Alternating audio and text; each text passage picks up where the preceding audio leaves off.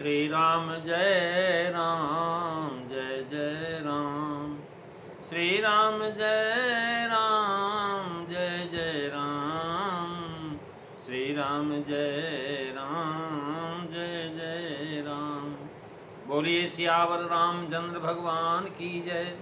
वृंदावन बिहारी लाल की जय। उमापति महादेव की जय। पवन सुत हनुमान की जय। सब संतन की जय, सब भक्तन की जय। सच्चियाँ जोता वाली माता तेरी सदा ही जय। बोल सनातन धर्म की जय। सद्गुरुदेव महाराज की जय। नमो पार्वते पते हर हर महादेव।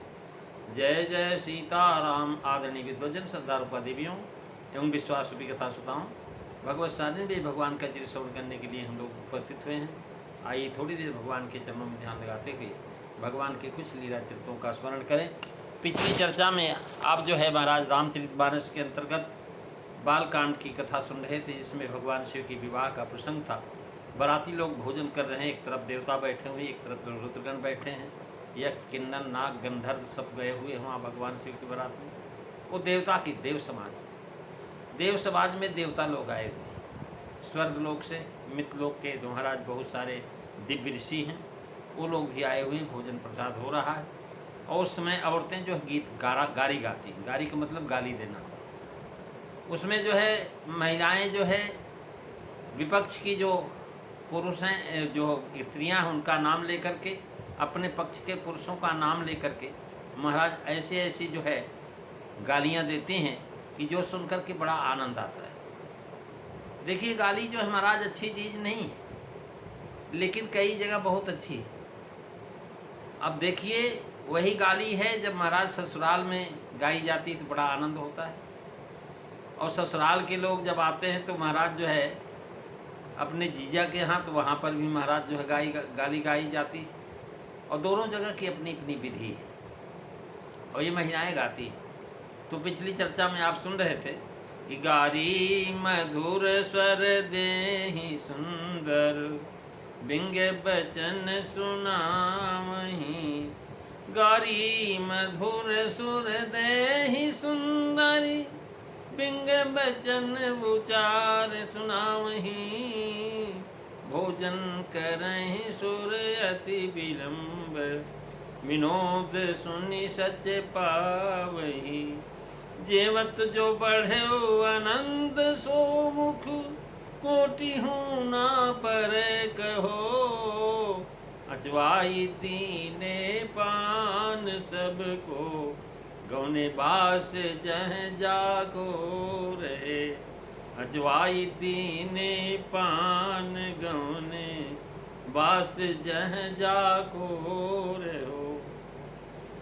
महाराज सुंदरी स्त्रियां जो है इस प्रकार से मधुर गालियां दे रही और व्यंग भरे जो है वचन सुनाती हैं। देवता बड़े विनोदी हैं और देवता विनोद यानी जो गाली मान में महाराज गान में, उसे सुन करके सुख पा रहे हैं।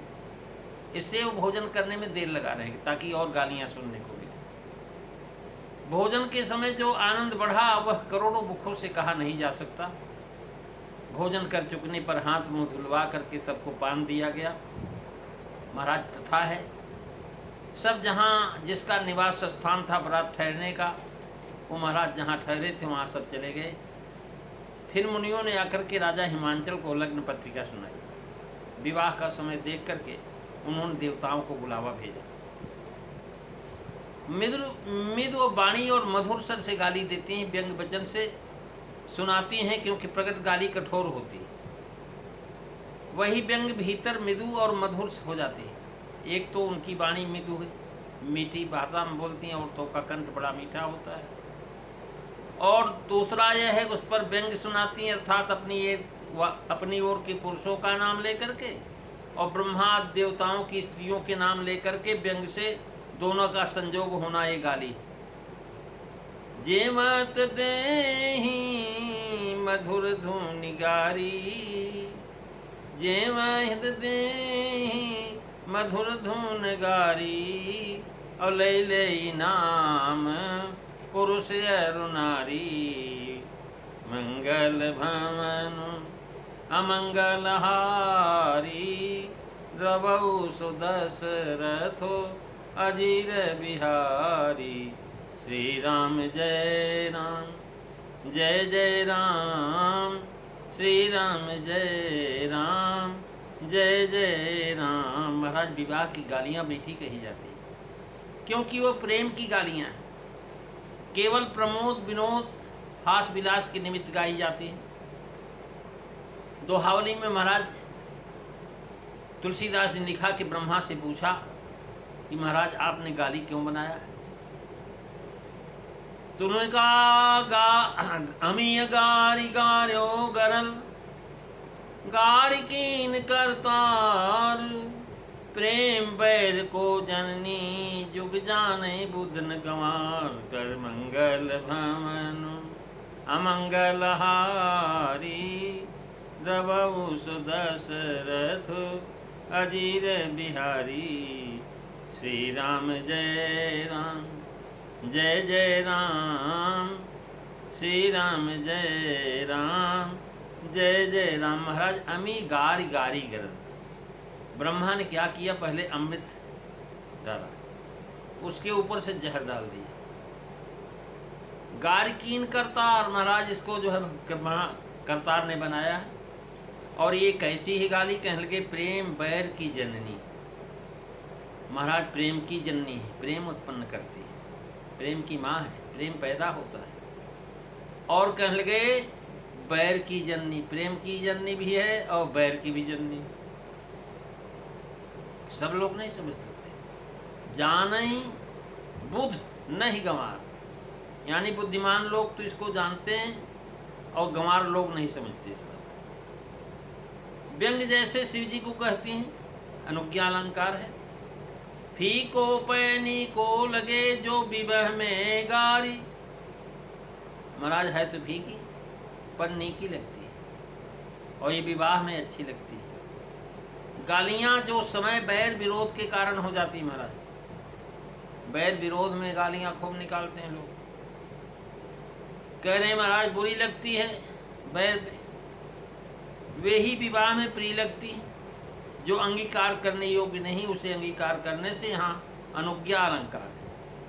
व्यंग जैसे शिव जी को कहती कि इनके तो महाराज माँ बाप का ठिकाना नहीं है, न पति का पता, न माँ बाप का पता, न माई का मता है, कहाँ से आए हुए हैं, महाराज उनको व्यंग करती।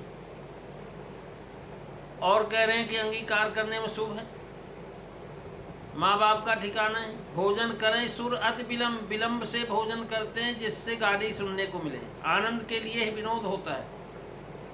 अतः सब सच पावई जेमत जो बढ़े आनंद, यहाँ महाराज सबका अर्थ आनंद स्पष्ट कर दिया। जेमत बढ़े आनंद, तात्पर्य कि जीवनार बहुत अच्छा बना है।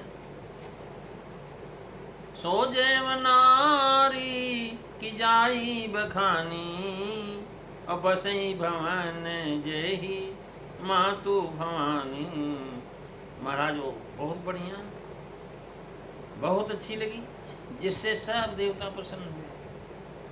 और महाराज जब भोजन प्रसाद पूरा हो गया, अचवाय दीने पान का भाव यह है कि जो है भित्तगण सबको आचमन कराते हैं, सबका हाथ धुलवाते हैं, जो जहाँ बैठा वहीं पर हाथ धुलवाया जाता है। और भोजन करने बैठे तो स्तुति स्थान पर गाली हो रही है। यहाँ पर महाराज अचवाय दीने पान का भाव है कि भित्तगण सबको आचमन कराते हैं, पान देने वाले पान देते हैं। और लिखते हैं कि यज्ञ भुक्त देवता आज भोजन करने बैठे हैं। महाराज जो देवता लोग महाराज यज्ञ ही खाते हैं, उनका महाराज यज्ञ ही जो है भोजन, लेकिन आज भोजन कर रहे हैं, करें भोजन करने बैठे। स्तुति के स्थान पर गालियाँ हो रही, जहाँ देवताओं को भोजन कराने से लिए महाराज स्तुतियाँ की जाती। आइए भगवान तदीयम वस्तु गोविंदम तुमेव समर्पय, तो महाराज ऐसी जो है स्तुतियाँ होती हैं, वहाँ पर आज जो है गालियाँ मिल रही। उनके लिए गाली नहीं वस्तु लिखते। यज्ञ मुख देवता आज भोजन करने बैठे हैं, स्तुति के स्थान पर गाली हो रही है, उनके लिए महाराज गाली जो है नई वस्तु। सो प्रेम की गाली सुन सुन करके आनंद बढ़ रहा है। यह दृश्य देख करके लोग फूले नहीं समाते हैं। अतः कहते हैं कि वे जास बास जह जाको रोस जनाया के एक जनमासे में उन सबका वास नहीं था, सबके अलग अलग जनवासे थे। देवताओं का अलग, महाराज यक्षों का अलग, किन्नरों का अलग, रुद्रगणों का अलग, सबके निवास अलग अलग बनाए हुए थे और अपने अपने स्थान पर जनवास थे वहाँ गए। इस प्रकरण में पहले भोजन कहा गया, तब विवाह, और आगे सीताराम जी के विवाह में पहले महाराज विवाह होता फिर जीवनार होता। भेद का कारण यह है कि यहाँ देव विवाह है और वहाँ जो हमारा देवलोक की रीति यही बताई गई कि सीताराम जी मनुष्य अवतार है और वहाँ पर महाराज मनुष्य लोक यानी भूलोक की रीत से प्रथम विवाह हुआ, फिर जीवनार हुई। कोई कोई महान भाव करते हैं कि जीवनार इससे पहले हुआ कि कहीं ऐसा न हो कि ब्याह करके दूल्हा तुरंत चल दे, क्योंकि इसका बड़ा अपमान हुआ है। सब लोगों ने सोचा कहीं ऐसा न हो दूल्हा को महाराज परछन के समय लोगों ने दरवाज़ा बंद कर लिया, बेइज्जती कर दिया, नंगा भिड़ंगा है और इसके घर द्वार नहीं है, तो इसलिए जो है महाराज कहीं ऐसा न हो दूल्हा जो भाग जाए शादी करने के बाद। और यहाँ बास जहाँ इसलिए भोजन करा दिया कि जाके पहले भोजन कहा गया। और देवताओं का प्रयोजन सिद्ध होगा तभी जब विवाह होगा। देवता लोग कोई कोई कहते महाराज इससे पहले युवा कहीं ऐसा न हो कि ब्याह करके दूल्हा तुरंत चल, क्योंकि डरे हुए हैं कि परछन होने से दूल्हा रुष्ट न हो गया। देवताओं का प्रयोजन तो विवाह से ही सिद्ध होता है, फिर उन्हें ठहरने की आवश्यकता नहीं। महाराज देवता लोग तो सदा के स्वार्थी हैं, अतः डर है कि विवाह होते ही वे दूल्हा को लेकर के देवता लोग चलने दे। जीवनार पहले ही कह दिए। ब्याह मेष लगन में सूर्योदय के समय होने वाला था, अतः रात को बारात ब्याह के पहले ही भिजवाई गई। राम जी का ब्याह रात्रि के समय था, अतः बारात अपने घर जिमाना दूसरे दिन हुआ। अब यहाँ पर महाराज आज यहीं तक कथा सुनेंगे आप, अगली चर्चा आप अगले दिन सुनेंगे। दोहा नंबर 99 का महाराज भावार्थ आप अगली कथा में सुनेंगे। बोलिए सियावर रामचंद्र भगवान की जय।